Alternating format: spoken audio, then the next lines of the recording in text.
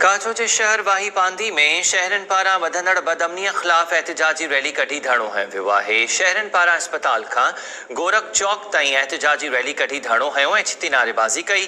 शहरन जो चवणु आहे त चोरियूं फुरूं ऐं धाड़ा वधण सबबि रहवासी ख़ौफ़ में वरतल आहिनि। पुलिस अमन क़ाइम कराइण में नाकाम थी वई आहे।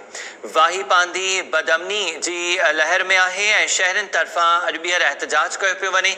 तफ़सील मालूम कयूं था time news reporter Abid Lashari. Abid, आगाह कजो, वाही पांदी में चोरियूं फुरूं ऐं धाड़न जूं वारदातूं वधनि पयूं।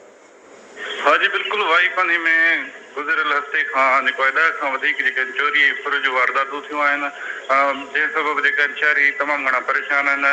संदसि चवणु आहे शहरनि अॼु जेको आहे सुबुह जो वाही पांदी अस्पताल खां गोरख चौक ते एहतिजाजी रैली कढी। उन मौक़े ते जेको आहे अॻवाननि ज़फ़र रुस्तमाणी, भाईखान लाशारी, दिदार रुस्तमाणी ऐं ॿिनि चयो त जॾहिं खां इहे हिते छो मुक़ररु थियो आहे तॾहिं खां जेको आहे वाही पांदी में अमन अमान जी सूरत हाल तमामु घणी ख़राबु थी आहे। माण्हू खां जेको आहे ॾींहुं ॾिठे जो मोटरसाइकिलूं फुर थियूं थियनि, पर पुलिस जेका आहे अमन अमान कराइण में मुकमल तौर ते नाकाम थी वई आहे। इन्हनि मुतालबो कयो त जेको मुक़ररु एस एच ओ आहे उनखे हटाए संदसि जाइ ते जेको आहे ईमानदार ऑफिसर मुक़ररु कयो वञे त जीअं कच्छ ऐं वाही पांदी जो अमन बहाल थी सघे।